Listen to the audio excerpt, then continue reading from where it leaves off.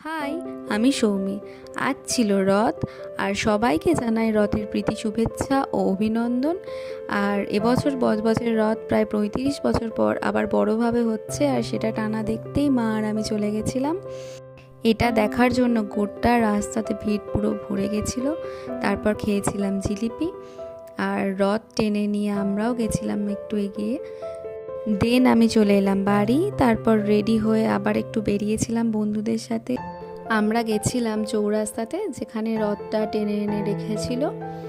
দেখো রাস্তায় কত ভিড়, আর ওখানে আমরা সামনে যেতেই পারিনি, এত ভিড়। আর আমরা এই 4জনই গেছিলাম, একটা বন্ধু আর দুটো বোন।